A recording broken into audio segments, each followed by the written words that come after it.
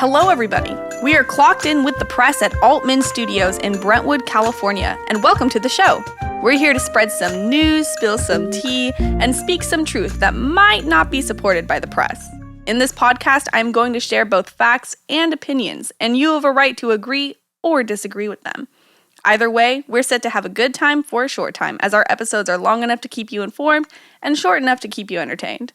I'm your host, Kaitlyn Gleeson, clocking in. Let's hear some top stories of the week. The Contra Costa County District Attorney's Office released the results of its investigation into the 2018 in-custody death of 34-year-old Michael Hernandez. The investigation concluded that there was insufficient evidence to support a criminal prosecution of Contra Costa County Sheriff's Office Deputy Eric Vaughter and Deputy Brian McDevitt. No charges will be filed against any officer involved in the incident that took place in the early morning hours of October 30th. According to a social media post from the Sheriff's Office, deputies from Delta Station responded to a report of a female screaming for help on the 3500 block of Wells Road in unincorporated Oakley shortly before 3:30 a.m. on October 30th, 2018. The DA's report stated that Hernandez ran out of his residence naked and carrying his 3-month-old daughter. Witnesses said that he ran down the street with his daughter in a threatening manner. Hernandez was seen physically harming his daughter, claiming to try and remove an alleged devil from within her because he believed she was possessed. He repeatedly screamed that he intended to end the child's life. Several bystanders subdued Hernandez until Vaughter arrived on the scene at 3:38 a.m. When he arrived, witnesses were holding him down. Vaughter placed handcuffs on Hernandez, who was on his stomach outside his residence. McDevitt arrived several moments later, and both deputies attempted to speak with Hernandez. When he did not respond, the deputies rolled him over and saw him foaming from his mouth. The deputies determined that Hernandez had no pulse, and they removed his handcuffs to render emergency medical aid. The DA's office concluded that no physical force was used by the deputies during the incident, nor were they responsible for the death of Hernandez. The forensic pathologist who conducted the autopsy determined Hernandez died from complications of acute cocaine toxicity. Next, in a measure that's timely to say the least, the East Bay Regional Park District has received a direct appropriation of $13.5 million in the California state budget to fund wildfire prevention and fuel reduction needs in the East Bay Hills. $10 million will be used to remove dead and dying trees, a concerning development that has been detected especially in Anthony Chabot and Reinhardt Redwood Regional Parks in Oakland, Miller Knox Regional Shoreline in Richmond, and Tilden Regional Park near Berkeley. The remaining $3.5 million will be used to purchase equipment that will improve the district's ability to fight fires, including the replacement of the district's aging helicopter, which is used to drop water on fires burning in inaccessible terrain. With COVID-19 cases rapidly on the rise, leaving unvaccinated individuals at risk for serious illness and death, the health officers of Contra Costa, Santa Clara, and San Francisco counties strongly urge all employers to consider implementing workplace COVID-19 safety policies that require their workforce to get fully vaccinated as soon as possible. For any employees who are not yet fully vaccinated, employers must require and enforce masking under current state law.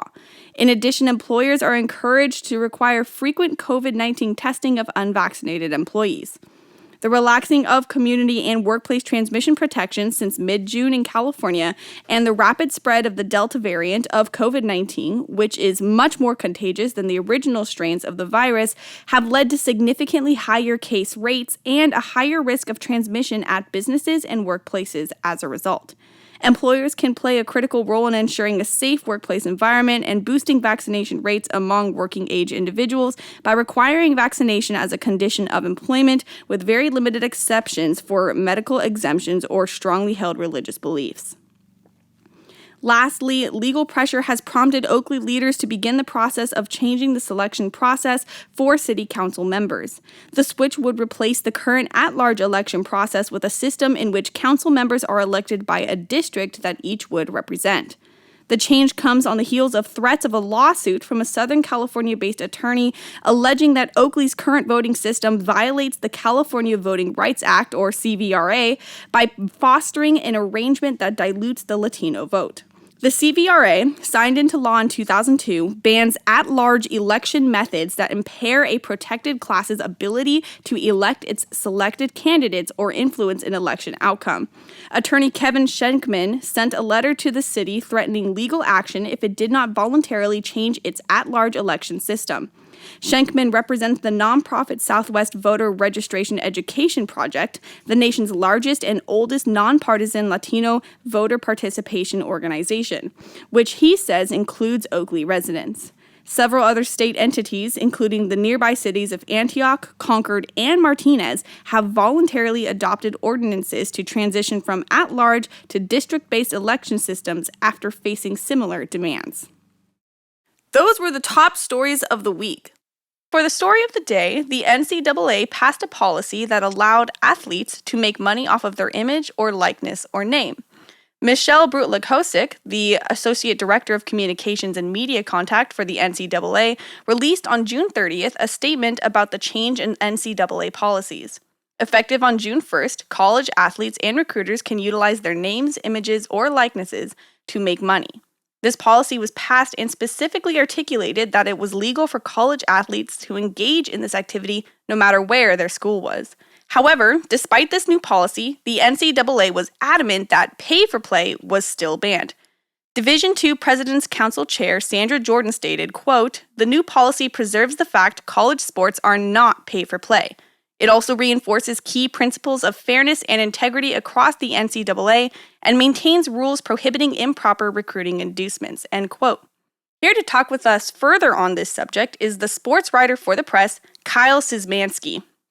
So, first of all, Kyle, how long have you been writing for the press? It's been about 8 years. 8 years. And so were you always working on sports, or did you write for perhaps different topics earlier on in your career? You know, I don't know if I'm like all journalists, but I've just always loved the news, and I've also loved sports. So put those two together and you find me. All right, awesome. And so obviously student athletes have a fine line to walk between name and likeness and images compensation versus the idea of pay for play. So how would you differentiate the two methods of compensation? Well, first of all, I think it's very important that we learn that the new NCAA guidance allows students to engage in the name, likeness, and image activities so long as they are consistent with the law of the state where the school is located. And obviously, if the state doesn't have a law in place, they can go ahead and participate anyway. But in terms of the two different, how to differentiate the two, in a nutshell, I think students and athletes are not going to be actually paid for playing on the field, and they're not also going to be paid for being able, like a college can't say, hey, come to my school and I'll, give you $10,000. So basically it's going to be outside sources that are going to be paying for these, paying these students. Got it. Okay. So it's not so much that a student can make, say, a, $30,000 salary from the school for playing for them as much as they can just make money off of, their Instagram page or like merchandise or things like that. Exactly. Okay. But in an interesting twist, they can hire professionals, marketing people to help them kind of grab those opportunities. Yeah, for sure. And so obviously, there are the different ways in which a student can monetize their, names and images and likenesses or NILs. They can host camps, or they can stream and become influencers. They can have their Patreons and their social media. They can have merchandise. So considering all of the options that they have, how do you think that a student can best benefit from the NCAA policy? Well, I think the sky really is the limit. When you think about one thing about college-age students is that they know how to be creative and they know how to market themselves. Think Snapchat, TikTok, Instagram. So really, they can kind of along that same wavelength. I feel the sky really is the limit with this new deal because the possibilities are endless. There's a boatload of money to be made on social media, commercials, photo shoots, hawking products, cheeky catchphrases, right? And for those that are a little less media savvy, you can hold camps, autograph sessions, or possibly just, hawking a product through companies using your name. Yeah, so there's just like a lot of options that they really have. I think so. All right. And so since you engage with the youth sports community quite often, especially here in the East Bay area, how do you think this policy is going to be a game changer for high school student athletes that graduated this year? Well, I think that students, they need this much needed income, right? So there's no question about that. But it's going to be interesting to see how this all plays out. I think the colleges and the companies are going to have to really kind of collaborate to teach them the marketing ropes. And just think, athletes can make money while in college and potentially spiral this experience into income down the road, right? So perhaps companies will find marketing jewels that they can use for years, or if it doesn't work out for the athletes, they have that marketing experience that they can gain from. Right. Okay. So it's something that can come into play later on. For example, if a high college football player becomes a professional football player, they have that media experience to make money off of their NILs and stuff. Absolutely. Okay. And so in the NCAA, there is a lot of complicated policy when it comes to communicating with athletes during particular periods of time or before they reach a specific grade.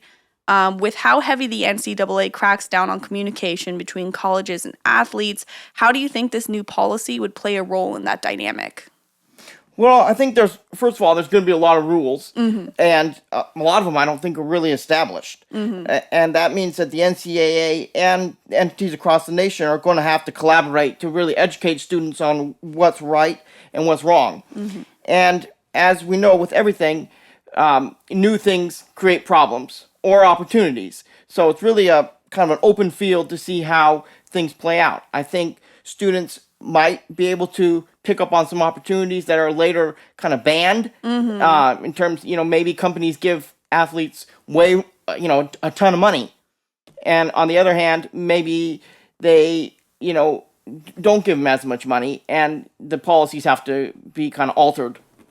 Okay, so what you're saying is that because it's such a new policy, it's almost like new territory, and there's a lot of things that could be done now that the NCAA might have problems with later. Exactly. Okay. So before we continue further into that story, we're going to talk about a different one, and that has to do with popular scams that seem to be making an appearance this summer. So to list off a few, we have the Social Security scam, where they will call you and tell you that your Social Security number is suspended or leaked or has some type of problem. Don't believe it. This one time, we can say that snail mail is good and is probable because of the fact that the Office of Social Security will send you mail before they call you. So if somebody calls you and says your Social Security number is compromised, it is not the Office of Social Security. Second of all, we have gift card scams. So Kyle reported on this story in Discovery Bay where an 80-plus-year-old man almost lost $400 to a scam. According to the story, he believed he was going to give $400 worth of gift cards to PayPal to prevent false loans from being taken out in his name. Kyle, why don't you break this story down further for me? Yeah. So this little old man got an email from Sears, in parentheses, saying that he was going to have a computer dropped off on his doorstep in 10 minutes.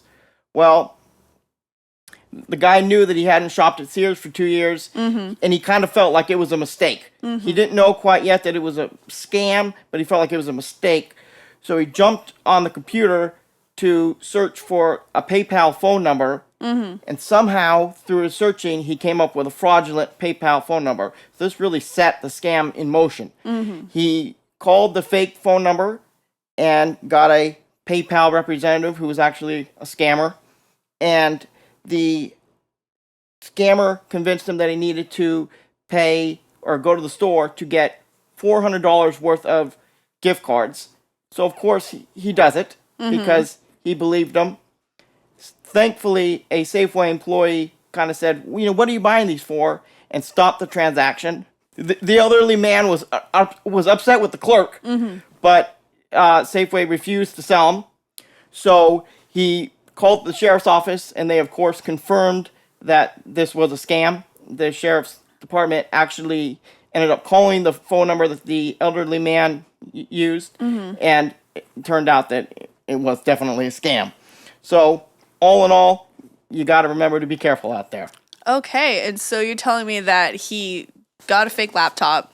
They managed to put a fake phone number on Google, which he happened to find, and then the whole thing was set in motion. And the only thing between this man and $400 worth of gift cards was a Safeway employee that happened to catch on before it was too late. Exactly.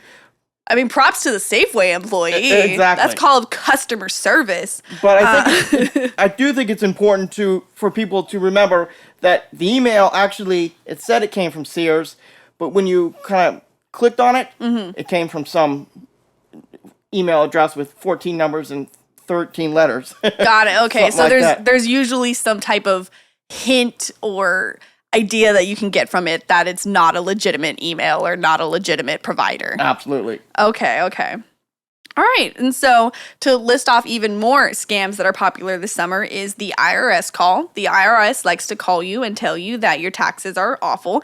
The IRS will not call you. They will send you a sealed envelope, and then they will tell you that your taxes are awful if they really are. And then the next one actually is a car insurance call scam. These people will call you and say, there's something wrong with your account. Or they will say, your insurance account is bad. But they will never say their name or your name, so don't trust it. I know this is a call because I think I get it like 3 times a week. And it's just always the same script. So, Kyle, how have you in the past dealt with scams that you've received, either scam calls or emails? Well, it's never good to lie in life. That's a general rule. But for me, I lie a little bit, right? If somebody knocks on the door and says, can I speak to the person of the house? I say, sorry, I'm visiting or I'm taking care of the house. And I've also lied about my age and said, I'm sorry, I'm 17 or I'm underage, I can't talk. You know what? I do the same thing. I'll get the call and they're like, hi, your car insurance is bad. Like, can we talk to the car owner? And I'll be like, I'm 16 years old. Can you take me off the phone list? And it's probably like, like as a Christian, it's probably bad, but like a little white lie to save my phone bill. I feel like, Jesus can forgive me. But I guess I'll find out eventually if that's true. Back to the story though. Obviously, athletes being able to make money off of their NILs is a really good thing, but let's talk a little bit about any possible cons that student athletes need to look out for. So for one, I think social media awareness is going to be absolutely huge, since athletes can now essentially market themselves as influencers to garner a following or sell memorabilia or give away autographs, etc. They need to keep in mind that, they are now in a fishbowl and that people are, looking at them and looking at what they tweet or what they say or what they post. So being smart about that is obviously going to be important. Is there anything that you can think of that athletes need to look out for as they enter into this, marketing world? Well, I think it's going to be really interesting to see how students manage their marketing opportunities versus their school and athletic commitments. Right. Because for me, think about it. If you have an opportunity to make $10,000 on a commercial, that's kind of beats running laps in the sun at 3 o'clock in the afternoon. So Right. I think that's going to be key. It's going to be interesting to see how the different opportunities develop for a student. Will all students get this opportunity, or will just the top ones that, football, basketball, baseball, the ones that, people are really interested in, are they going to be the ones that are going to be getting in? And I also think it's going to be interesting for the coaches, because how do you manage practice when you have 18 students, supposedly, if you're like, let's say you're top-ranked college football team, and you have 18 students that have marketing deals? How do you arrange that around a practice that's supposed to be on at 3 p.m.? Right, because who's going to want to do like 100 squats when you could go get 100 followers? That is a good point. I think another thing actually students probably need to look out for is like thinking about like when it comes to taxes and keeping track of all of those monetary transactions and gains, as it's going to have to be something that they'll have to report during tax season and probably to their school when they're filing for scholarships, because then those all kind of become assets. And then this also makes me think, though, about what you were mentioning earlier when it comes to institution policies and how the laws for states and the laws for schools aren't necessarily going to be enforced by the NCAA. And so what that means is that just because the NCAA is okay with it doesn't necessarily mean that the institution is going to be okay with it. And so, lastly, we have to think about what this all really means for athletes. And I think that this gives them a chance to learn the ropes of publicity that they might be able to experience as professionals, but it also allows them to gather exposure to help with, recruitment purposes, when they're trying to apply from high school to colleges and things like that. But what do you think is your personal takeaway and opinion on all of this? I think it's a fantastic opportunity for the students. It's long overdue, but at the same time, with money comes problems. Mm-hmm. So I think the NCAA, marketing agencies are going to have to really work together to try to limit the influence that this is going to have on students, because at the end of the day, students need to go to school, mm-hmm. and they're obviously there to play sports as well. And this isn't just, a marketing deal. Yeah, so TLDR is stay in school, kids, and have a lot of fun when it comes to this NCAA policy, but also just make sure that you do your research before, going too far into these actions. So that's it for today's episode of Clocked In with the Press. We appreciate your support, and we look forward to sharing more information with you next week. What are your thoughts on the NCAA new policy? Have you recently experienced any scam attempts? And how do you deal with scams when they appear before you? Make sure to follow us on Facebook at thepress.net or on Twitter or Instagram at PressClockedIn. Let us know what you think. We want to hear your opinions on these subjects. Thank you so much for your time, and I look forward to next week. This is Kaitlyn Gleeson, clocking out.